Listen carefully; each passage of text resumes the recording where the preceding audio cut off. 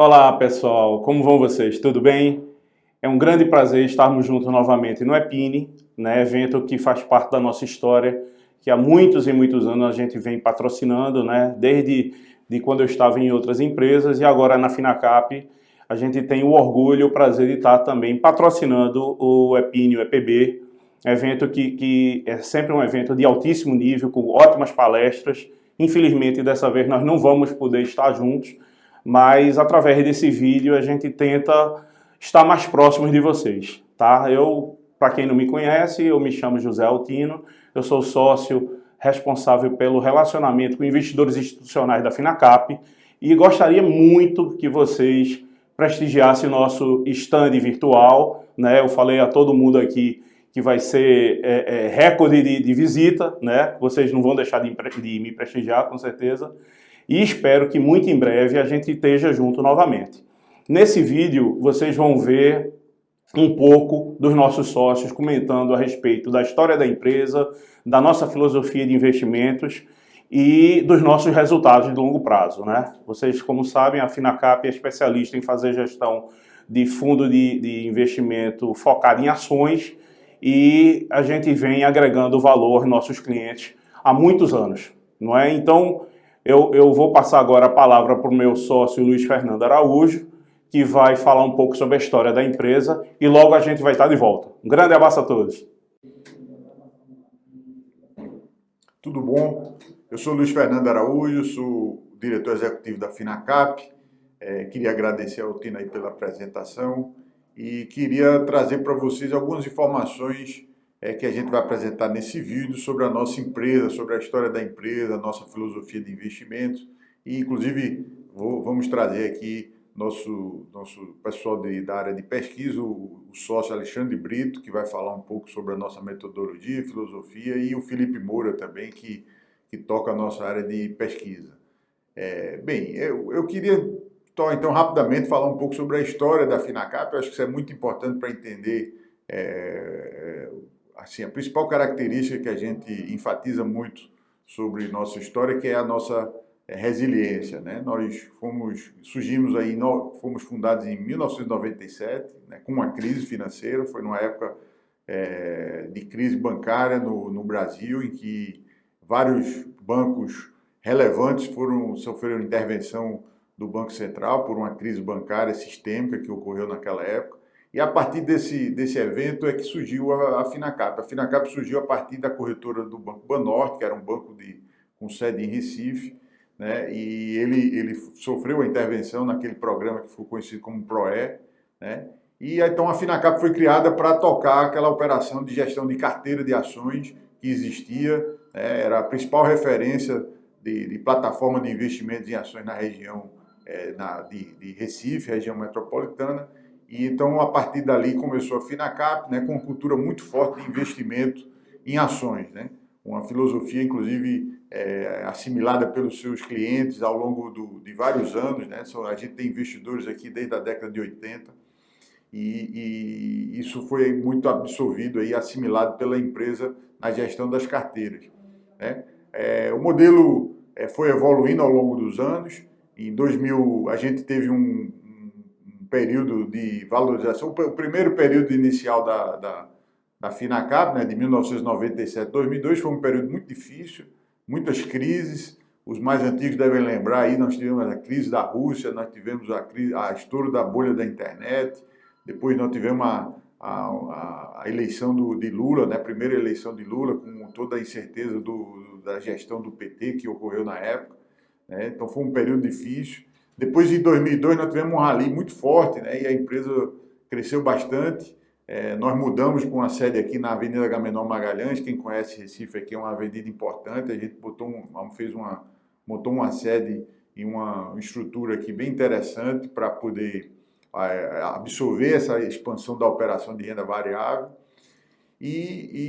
Então foi até 2015. 2015 já novamente, né, a gente entrou num ciclo de baixa no mercado de ações, principalmente, e nós promovemos uma nova reestruturação e nesse momento aí com um foco muito grande na expansão da nossa atuação para fora da região do Nordeste, né? Fora atender o cliente institucional e também apresentar nossos fundos e nossa proposta de valor para as plataformas, né? Que é um fenômeno recente de distribuição de gestores independentes, em que a gente percebeu uma oportunidade muito interessante de apresentar o nosso trabalho, né?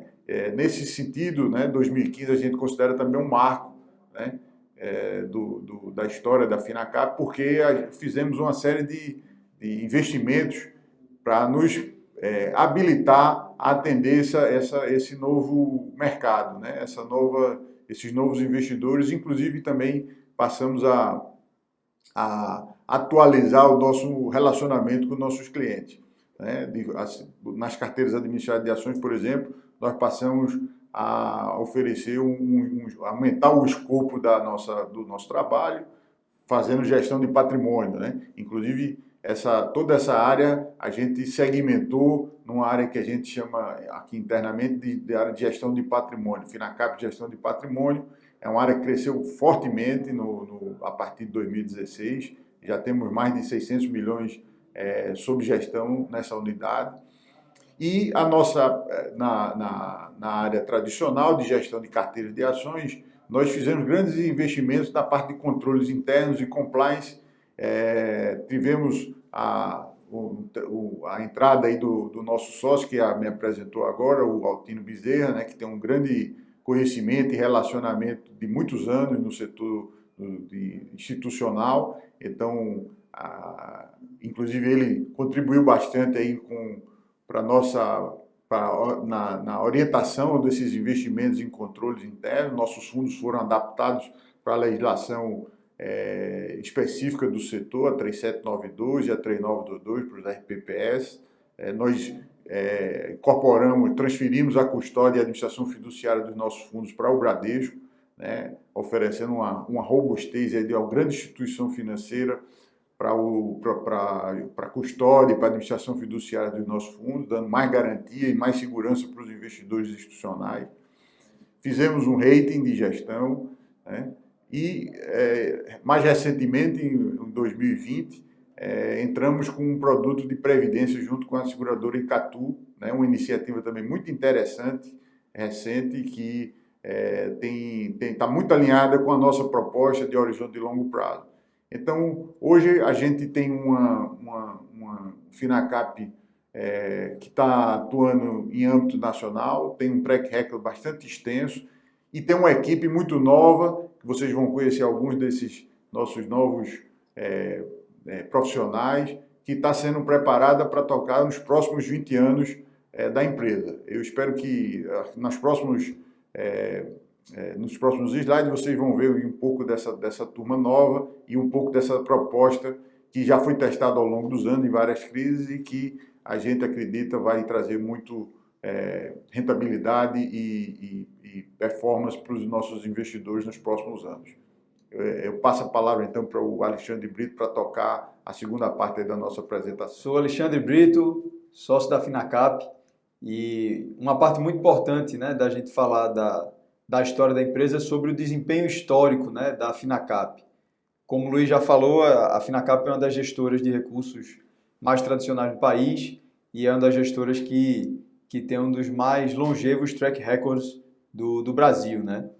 E isso fica bem destacado nesse gráfico que a gente está mostrando para vocês, onde a gente pega o histórico de desempenho de gestão da Finacap em ações, desde 1997 até o dado mais atualizado aí de outubro, né?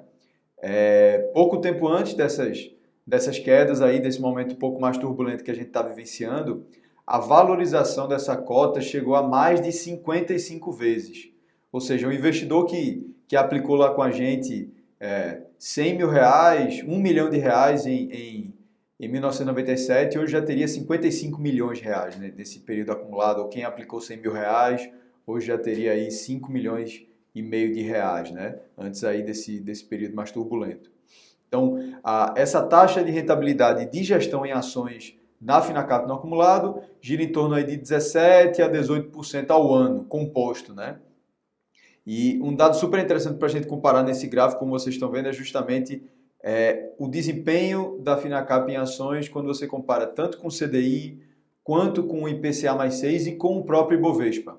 Então, fica muito evidente a capacidade de gestão ativa e a capacidade do desempenho de gestão em renda variável no longo prazo, né? Também é muito importante a gente mostrar para vocês como está hoje o modelo atual da empresa, especialmente o time de gestão hoje que toca, né? Então, como mostra aí nesse slide, a gente segue as principais normas de governança corporativa, né? Hoje a empresa é regida especialmente pelos comitês. Então, a gente tem a composição do comitê executivo, que é o comitê dos principais sócios da empresa.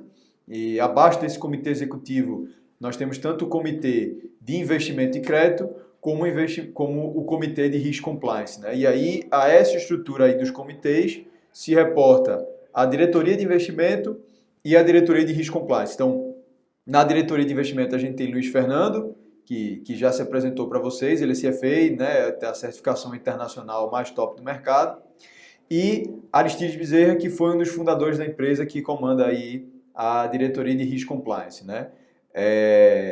Então, junto com o Luiz Fernando, tem um time de investimento, no qual eu faço parte, e Felipe também, que vocês vão conhecer na sequência, e na diretoria de risk compliance, eu destaco aí a atuação de Melina, que durante muitos anos atuou em consultoria para investidores institucionais e também já foi analista de fundos de pensão. Então, foi uma profissional super importante para integrar o time, que trouxe muita visão do lado especialmente de vocês, né? Então, o time hoje, todo o time tem excelentes qualificações, uma qualificação técnica super importante. Eu destaco aqui também um programa que nós temos anualmente chamado Summer Job, que é um programa que a gente atrai e retém os principais talentos que a gente identifica nas universidades. É um programa bem nos moldes lá americano, onde praticamente a gente já tem um filtro super de crivo, né, para selecionar esses candidatos, e o Summer Job é justamente um período onde eles vão estar aprendendo bastante e a gente se relacionando melhor com eles, entendendo quais são os principais talentos, né? Aqueles que melhor se destacam são convidados a vir a integrar o time da casa, né? Vale destacar, inclusive, que quando a gente iniciou o modelo de partnership, um dos sócios que inaugurou esse modelo foi justamente um profissional que entrou na Finacap oriundo do programa de Summer Job, né? Então ele veio como Summer Job, virou estagiário, virou analista, responsável por uma área e chegou a ser sócio da empresa, como atualmente ainda mantém, que é o Bruno Cisneiros, né? Que também integra o time de investimento. Junto a essa estrutura, a gente tem a área de distribuição. O Altino é o nosso sócio responsável pelo relacionamento com os investidores institucionais, e a área de controles internos de controladoria, junto com Herculano e Márcio Galdino. Outra parte super importante para a gente trazer para vocês é o que a gente mostra nesse slide, que é o patrimônio sob gestão, né? O Asset Under Management da Finacap, né? Então, mesmo com o período de pandemia, a gente conseguiu entregar um retorno, um crescimento super expressivo, né? A gente saiu de 1 bilhão, a gente atingiu a marca de 1 bilhão de ativos sob gestão em 2019. Esse patamar ele foi superado em 2020, no ano da pandemia, para 1 bilhão e 100 milhões, e até a metade desse ano a gente já tinha atingido, inclusive, a marca de 1 bilhão e 200 milhões de reais, né? Hoje está sendo o nosso patrimônio sob gestão até a metade desse ano, né? Vale ressaltar também que quando a gente analisa todo esse 1,2 bi sob gestão, praticamente 24% de todos esses ativos sob gestão, eles são oriundos de partes próprias e dos sócios, né? Dos sócios e de PJs dos sócios, né? Então, é muito importante mostrar o alinhamento de interesses que existe da Finacap com seus cotistas, né? Com seus investidores. Naturalmente, a atividade de gestão já é uma atividade muito alinhada com os interesses dos investidores, né? Ou seja, quando nossos clientes, os investidores ganham, a Finacap também ganha. Quando os nossos investidores perdem, a Finacap também sente a perda, né? E ainda mais isso com esse alinhamento que a gente está mostrando para vocês, né? Não somente quando a gente pensa na estrutura da pessoa jurídica, mas também nos próprios recursos da pessoa física, de nossas famílias e de PJs relacionadas, né? Então, esses 24% são investidos nos mesmos produtos que a gente distribui, nos mesmos produtos que a gente recomenda, nas mesmas estratégias que compõem a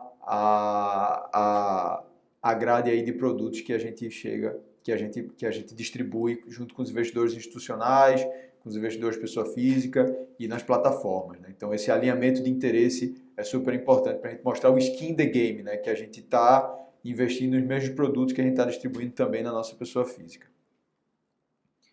Essa área dentro de filosofia e estratégia de investimento, especialmente entrando nessa parte de metodologia de investimento, eu vou trazer Felipe, que na sequência aqui vai estar apresentando esse processo, como é o processo de investimento da casa, especialmente hoje, mostrando inclusive como está o portfólio da carteira em relação ao Ibovespa. É muito importante entender como é o processo de investimento da casa, como é a metodologia de investimento da casa, como a área de pesquisa se relaciona com o time de gestão e com o time de risk compliance, e é super importante também entender a filosofia de investimento da casa, que no fim da linha é o que realmente vai projetar ou preservar o retorno futuro que a gente já vem entregando nesses mais de 25 anos.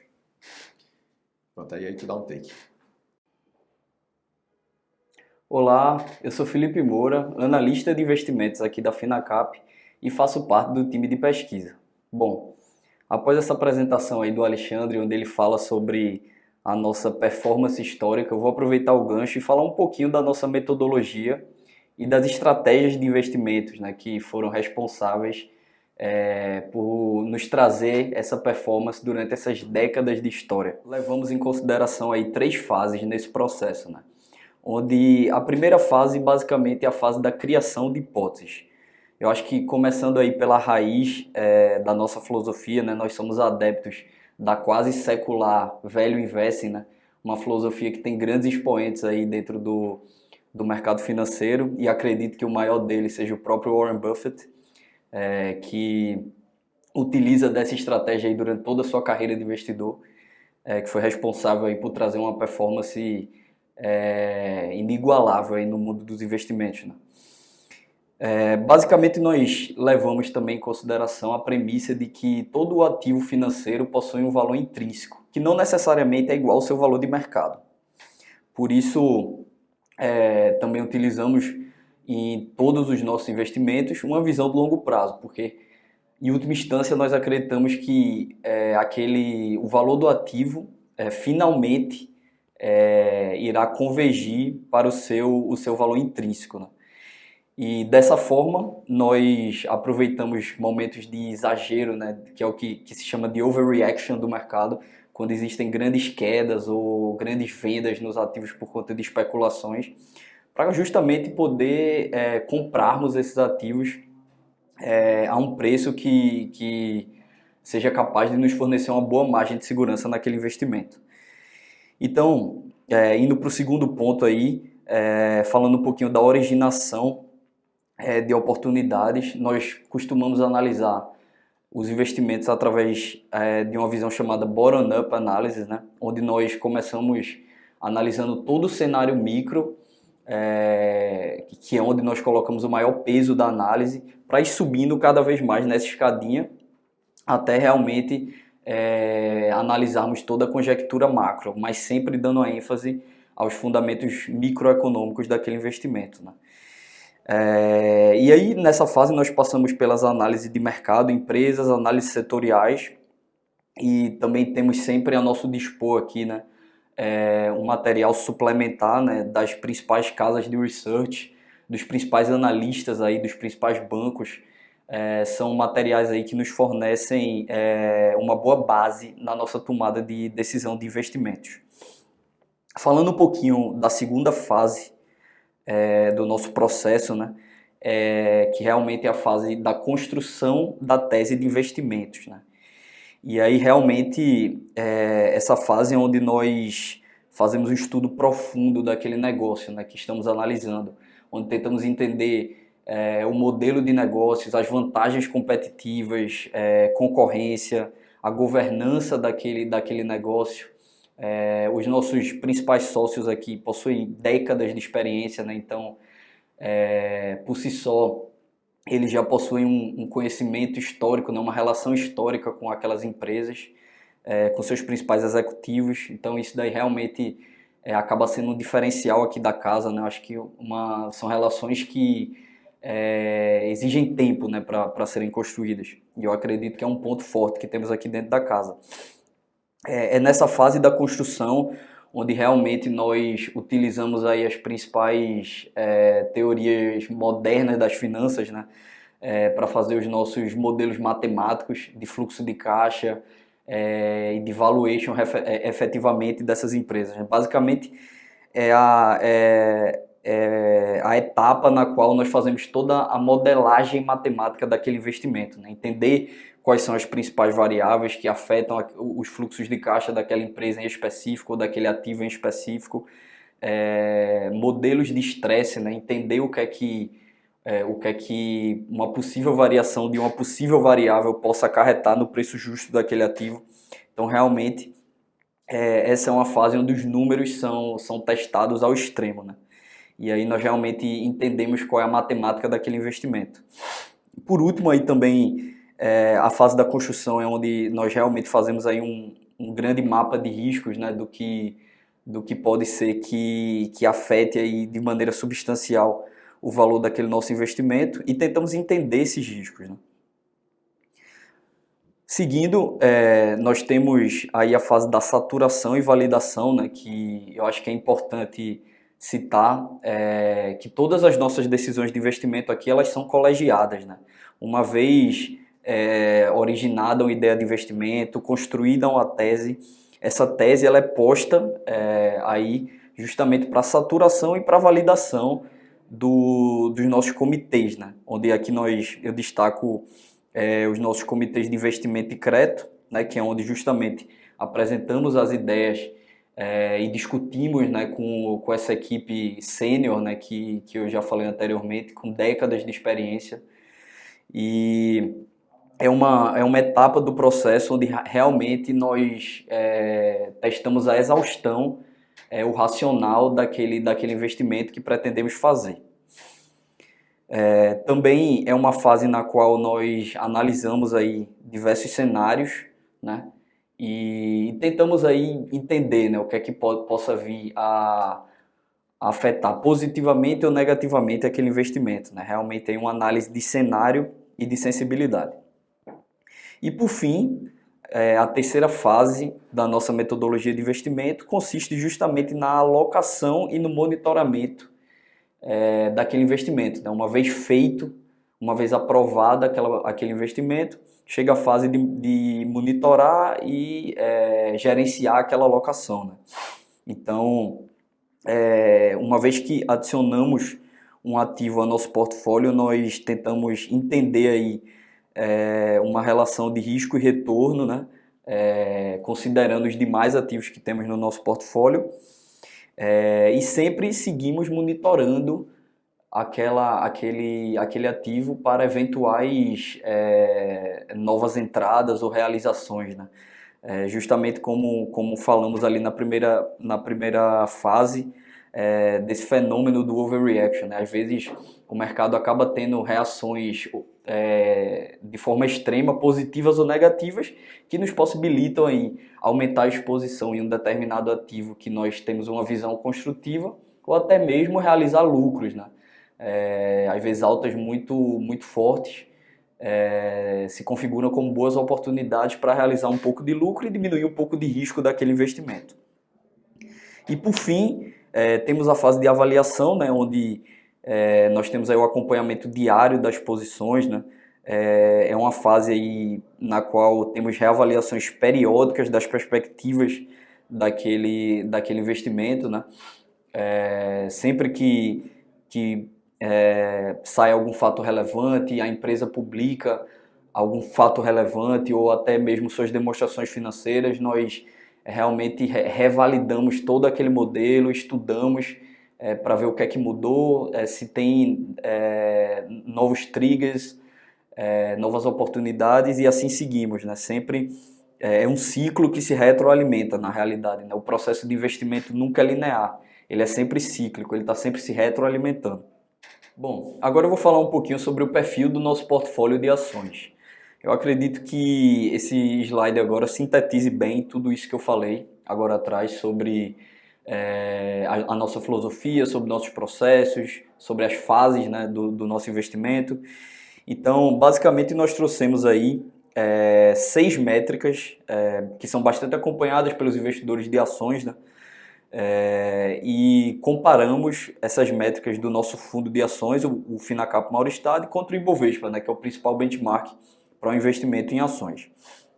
A primeira delas é o preço sobre lucro, que é basicamente uma medida onde aí nós auferimos quanto tempo de lucro seria necessário para se ter aquele investimento inicial recuperado. Partindo aí da premissa que o lucro é a principal fonte de valor gerada pelaquela empresa para o seu acionista, nós chegamos aí a um número de 12 vezes para o nosso fundo de ações contra 15 vezes para a carteira do Ibovespa, né? Ou seja, a nossa carteira de ações se pagaria mais rapidamente em termos de lucro do que a carteira do Ibovespa. A segunda métrica que trouxemos aí é a métrica do Enterprise Value sobre EBITDA. Enterprise Value nada mais é do que o valor da empresa. E aqui basicamente o que se mede é quantos anos de geração de caixa seria necessário para se ter aquele investimento inicial recuperado, né? E aí novamente nós conseguimos ver a superioridade do nosso portfólio de ações em relação ao Ibovespa, né? Seriam necessários aí apenas 6,3 anos aproximadamente contra 7,3 do Ibovespa.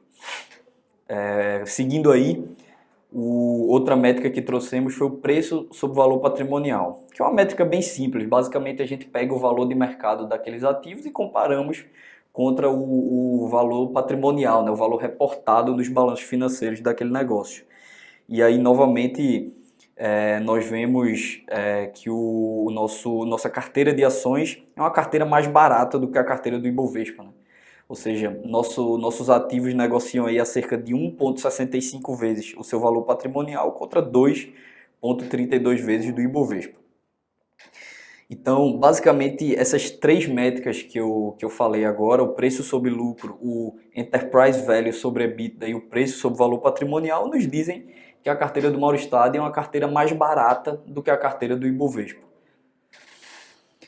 Por fim, esses três últimas métricas que nós trouxemos aqui, o Dividend Yield, a margem EBITDA e a volatilidade, basicamente são mais métricas de rentabilidade, né? No caso aí, quanto maior, melhor. E começando pelo Dividend Yield, nos últimos 12 meses a nossa carteira de ações nos rendeu em termos de dividendo aí algo como 3%, né, contra 2,3% do Ibovespa, mostrando aí esse melhor retorno em termos de fluxo de caixa para o acionista. Passando para o lado, falando um pouco da margem EBITDA, nós conseguimos ver que as empresas de nossa carteira possuem uma melhor margem em relação ao Ibovespa, né? Ou seja, mais receita vira caixa, né? Basicamente, nossa, ficou péssima essa parte. A margem EBITDA basicamente é uma métrica que nos mostra quanto da receita daquele negócio realmente vira caixa, né? E aí nós conseguimos ver a melhor margem do nosso portfólio de ações contra a do Ibovespa. Nós possuímos aí uma margem de cerca de 30,8% contra 26,5% do Ibovespa.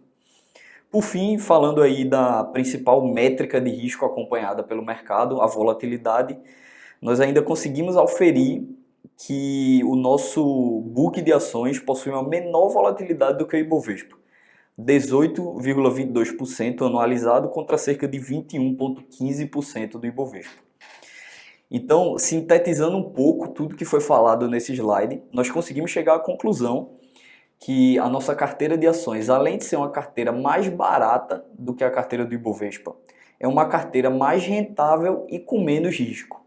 Uma parte super importante para a gente destacar para vocês também é um estudo que o nosso time de pesquisa fez sobre a resiliência da indústria de fundos de investimento em ações no Brasil. Como vocês podem ver nesse slide, a gente pegou toda a base de fundos de investimento do Economática e colocamos alguns filtros nessa base de dados, né?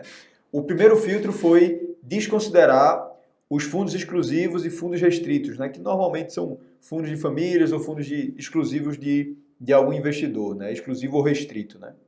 O segundo filtro foi somente considerar nessa base de dados fundos de gestoras independentes. Então a gente desconsiderou aí os fundos de instituições financeiras, né? Até para ter um crivo, né, mais próximo da qualidade técnica dessas instituições. O terceiro filtro foram fundos que tenham mais de 10 cotistas e o quarto filtro foram apenas fundos de ações. Esse reflexo vai mostrar muito não somente a resiliência da indústria de fundos de ações, mas das próprias gestoras de fundos especializadas em ações, né, de gestoras voltadas ao mercado de renda variável. E aí no fim dessa amostra, no fim desses filtros, a gente chegou em 2 amostras. Praticamente 900 fundos ativos no mercado na data dessa pesquisa, que foi na metade deste ano de 2021, e praticamente 1.600 fundos que já haviam sido cancelados, ou seja, que já não estavam mais operacionais no Brasil, né, que registraram cota, que tinham atividade, mas vieram a ser cancelados, né? E nesse próximo slide a gente quer mostrar justamente o que estatisticamente essas duas amostras, essas 2 bases de dados falam para a gente em termos da resiliência da indústria, né? O primeiro dado super importante para a gente analisar, olhando primeiramente para os fundos que já foram cancelados, né? Esses 1.600 fundos que já foram cancelados. Praticamente 72% de todos esses 1.600 fundos que já foram cancelados, eles foram extintos no período de 2008 até 2016, né? Que antes do coronavírus tinha sido as 2 principais crises que o mercado de renda variável tinha passado. A crise de 2008, que foi a grande crise financeira, e a crise aí de 14, de 2013 até 2016, que foi a recessão econômica brasileira. E, inclusive, vale salientar que a grande prova de fogo do mercado de renda variável foi esse período de recessão econômica brasileira. Como a gente consegue ver, de todos esses 1.600 fundos cancelados, praticamente 60% morreram no período de 2012 até 2016. Então, realmente foi o grande teste de fogo aí brasileiro. Isso aí é o primeiro dado para a gente ter em mente. O segundo dado para a gente ter em mente é que quando a gente estuda essa mortalidade dos fundos, a gente vê que mais de 70% dos fundos de ações não ultrapassam a barreira de 5 anos de atividade. Então, isso é um dado muito importante, inclusive, para incorporar na análise e no estudo de possibilidades de investimento em fundos de investimento em ações, aqueles fundos que tenham menos de 5 anos de track record, menos de 5 anos de atividade comprovada, né? Porque são potenciais fundos que podem entrar nessa estatística de fundos que venham a ser cancelados, né? Que venham a morrer no meio do tempo, né? E aí eu quero chamar a atenção para esse último dado aí dos 18%. Quando a gente olha para os fundos hoje ativos no mercado, apenas 18% dos fundos ativos no mercado, aquele dado lá em torno de 800 fundos, apenas 18% dos fundos, eles possuem mais de 10 anos de atividade. Ou seja, apenas 18% dos fundos realmente viveram o grande teste de fogo, que foi aquele da grande taxa de mortalidade na indústria de ações no Brasil. Então é importante entender justamente se o fundo que vocês vierem analisar está dentro desse enquadramento aí de pelo menos 10 anos de atividade, né? Que, como a gente vê, a cada 10 fundos que vocês forem analisar, apenas 2 realmente vão ter esse histórico aí de mais de 10 anos de atividade no mercado. Nesse slide daqui, a gente pegou o desempenho do histórico de gestão em renda variável da Finacap em períodos de 12 meses, né? É uma média de 12 meses, rentabilidade de 12 meses para trás, contínua, né? E a gente sabe que a mortalidade dos fundos de ações, ela não é por acaso. O mercado de ações, especialmente brasileiro, ele é muito volátil, muito sensível a vários períodos de turbulência, né? A gente costuma até brincar com o fundo de grande verdade que a Finacap passou por crises desde 97, né? Praticamente 97 a 2002, todo ano você teve crise. Na realidade, até quando você para pensar, todo ano sempre vem alguém para pintar algum cenário de crise, né? Econômico ou de algum fator externo, né? E aí, nesse gráfico aqui, a gente destacou as principais crises que a gente passou, né? As que realmente tiveram quedas de mais ou próximo de 20% de retorno negativo em 12 meses, né? E aí a gente destacou aí a crise da Rússia, a eleição de Lula, a crise do subprime, o impeachment de Dilma, que foi o período de recessão econômica, e a própria Covid-19. Estes foram eventos que realmente trouxeram grande volatilidade, grande oscilação, grande estresse para o mercado. E o que é interessante a gente analisar aqui é como foi o comportamento da Finacap nesses períodos de crise, né? A gente sabe que, inevitavelmente, no cenário econômico cíclico, sempre vão ter períodos de maior turbulência, né? Tem períodos de grande bonança e períodos de grande turbulência. É importante entender como o gestor se sai nessas duas esferas, né? Geralmente, gestores que tenham um track record maior, que tenham um histórico de comprovado de gestão, eles passaram por vários períodos, experimentaram vários períodos de grande turbulência, né? Como é o caso aqui da Finacap. E aí a gente está mostrando aqui para vocês justamente como foi esse nosso período, o nosso retorno nesses períodos, né? É importante destacar que o retorno de gestão de renda variável da Finacap gira em torno de 18% a 20% ao ano. Só que vocês conseguem ver nesse gráfico que você não tem o 18% a 20% certinho ano a ano, como tem, por exemplo, na renda fixa, né? É um gestor, é um retorno que oscila, né? Ele oscila para bem mais de 20%, às vezes abaixo de 20%, mas no longo prazo, para aqueles realmente que tem o horizonte de investimento de longo prazo, tem aquele retorno acumulado, como eu mostrei para vocês, no horizonte de longo prazo, de mais de 55 vezes, né? Importante aqui ressaltar, né, que realmente esses períodos foram realmente períodos de grande estresse no mercado, mas a gente consegue ver nesse slide que eu vou mostrar para vocês que a média de retomada nesses períodos de grande crise da Finacap é em torno de 16 meses. Então, quando você pega realmente esses períodos de quedas muito agudas, como foram aqueles que a gente destacou, o tempo médio entre o ponto mais baixo até o ponto mais alto ele dura em torno de 16 meses, né, que é um tempo bem curto, né?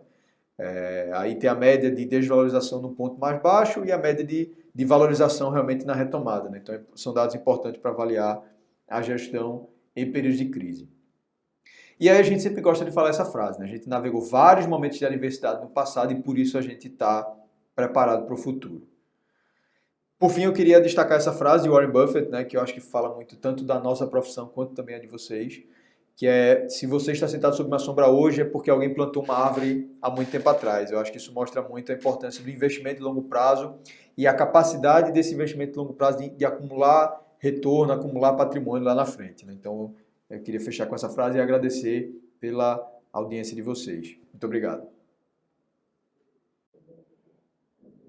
Meus amigos, estamos de volta. Quero agradecer a todos por terem nos acompanhado até aqui. Aproveitar para deixar nossos contatos nesse slide que vocês devem estar vendo e convidá-los para conhecer a nossa estrutura aqui na Finacap Investimentos. Nossa sede fica em Recife.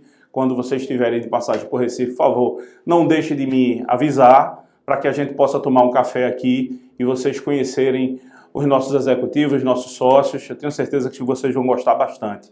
Espero que no próximo evento nós possamos estar juntos, presencialmente, né? Se Deus quiser, essa pandemia já vai ter acabado e nós vamos ter a alegria de podermos nos reencontrar. Então, um grande abraço. Por favor, não deixe de visitar nosso stand virtual. Eu estou dizendo aqui aos meus sócios que vai ser recorde de visitação. Conto muito com vocês. Fiquem com Deus e até a próxima.